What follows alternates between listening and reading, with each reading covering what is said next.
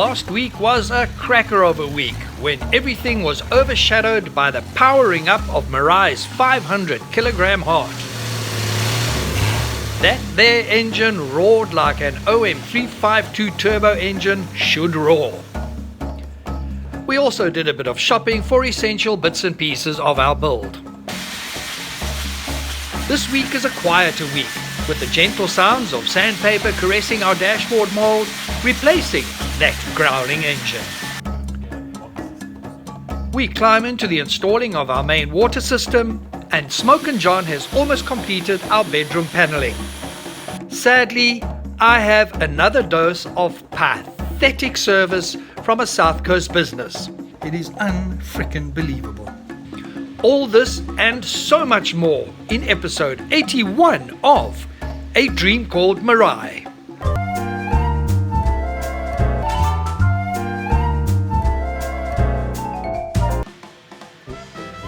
It is a new week, it is a new day,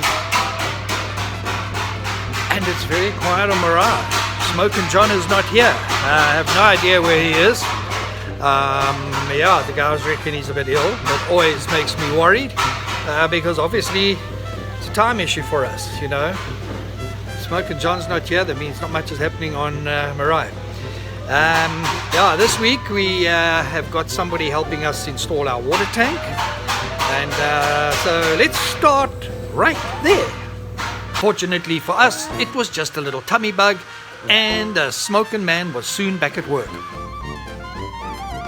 It was a few months ago that Smoke and John completed the making of our freshwater tank. He also built the bracket that will hold it beneath Marai. We have begun to run the water piping beneath the vehicle to where it is needed, which includes up to our ablutions. The pipes that will feed our Hansen water heater have also been put into place. We now need a system that will tell us how much water is in our freshwater tank. We're using a standard fuel gauge as our little water monitoring system, and the guys are busy cutting a hole in the water tank, and then that will be mounted, and then we're using this normal plumbing pipe, you know, that we're going to run all over the place from the tank to the different parts under the vehicle. I've then got that insulation that the guys use in the air conditioning industry. I won't use the word that is used to describe it because it's rude, and that will be to insulate the pipes against temperature. We don't want them freezing up when we're in really chilly parts in winter. There's a new face working on Marai. He is busy installing all the pipe connections onto the tank as well as the water level gauge. He seems to be one of these Owens who can make a plan pretty quickly, like how to attach our main water pump to the water tank.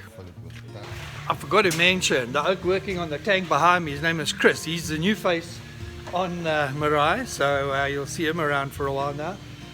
He's been working on the water tank, and one of the things we looked at now is the clearance at the back is not as high as I was thinking, and one must keep in mind is Marai's on trestles at the moment, so it's going to be a bit lower. I need to find a Marai name for this bloke. He has a grizzly look about him, but Grizzly Chris does not work. He is making things up on the fly as he goes along, so I reckon Chris's Marai name is Markaplan Chris. Alrighty, a few little things. Well, not little things that come up to be big things. This knuckle, which is for my steering wheel, was a mission to find, but Brahm and Engine Pete went out and they managed to source one.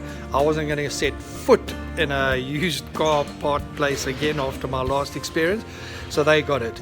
Then just over here on the engine, I don't know what these things are for, but it's all done. So we've got this nice sexy pipe has all been made and secured. That is being sorted out. This is done. We just need a fan belt from here to there. Then this pipe over here, this is also, the guys have just got that fitting. They just had that made, and that gets attached to that. I have no idea what it all does, but it does something very important. Another really important and safety critical element is our gas installation. Something else that the guys have done is they have installed the metal piping underneath the vehicle that is going to house the gas pipes. So the gas pipes will run inside those metal pipes just to protect everything. and where the joints are exposed on the pipes, we're going to put metal plates over it so that everything is really nicely sealed and safe. On the other side of the workshop, our whiskey blue interior panels have had their final coat of paint. Brom just pulled me aside to come and have a look at these blue panels, which I think are looking really good. But he's not happy with them. He said you can see their little blemishes in it. I'm quite happy. I like it. I don't think that there's anything wrong with it. And I think that once they're inside the vehicle, you're not going to really notice those blemishes. So yeah, but as I say, I'm happy and I love the color. The interior walls of all our storage compartments have also received their final coat of white paint.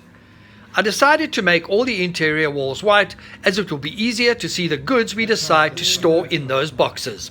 These are all a few more pieces of our giant jigsaw puzzle.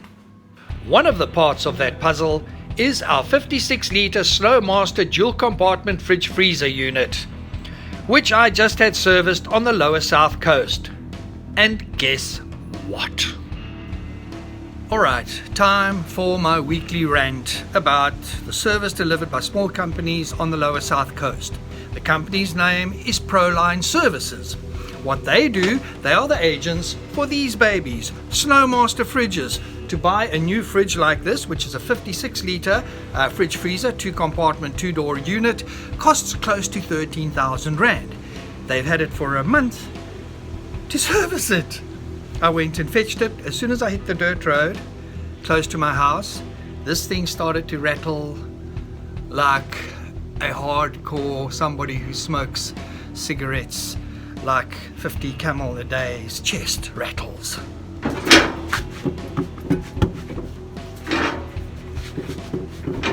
I think I should also invoice these guys for my next visit to the specialist who is looking after my dodgy back.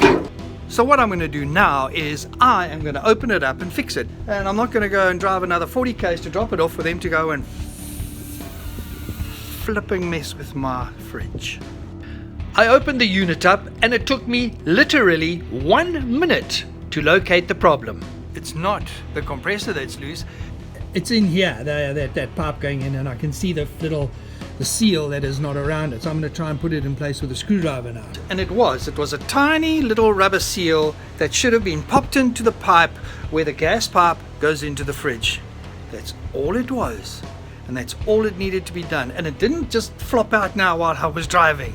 It wasn't in there. It was so gunked up, it hadn't even been touched. So I just took it out, I cleaned it, and I put it back. Moral of the story, you want something done properly, do it yourself. Rant over. Back at Marai, Smokin' John is, well, he's smoking. These panels he is cutting are part of the walling for our bedroom. That plank was a centimetre shy of knocking my cell phone up my nostril. Smokin' John has completed the work on the covering for the corners and it looks great. The tall, skinny smoking guy is justifiably proud of his work. He now turns his attention to our rear storage bin. This was wasted space, and a few weeks ago we decided to make it into more storage. Storage space being a motorhome's best friend. Resin man Andre Nell is another Owen who has skills that are hard to match. When he is not using his invisible superpowers, he is grinding away at the mold for our dashboard. Hours and hours of sanding. So I've been on like Andre's case saying, now, when are you going to work, when are you going to work, when are you going to work? But then I've come and I've seen the sanding that has to happen is unbelievable. And it's to get it exactly conform away, all the way along the edges. And it's like time consuming and really finicky work. And a lot of sanding, a lot. He's getting close to where it's going to be smooth enough for it to be painted, and then you chuck your fiberglass mold over the top of it. Andre is clocking up big hours making our dash.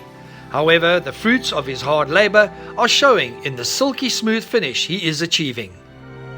Well, that was a really bitty insert with no big yee-haws happening, but lots of little stuff, and it's that little stuff which is taking so much time, and we still got a lot of little stuff to do. Hopefully next week Bram will be removing this support so they can wheel Marai's 500 kg engine into place.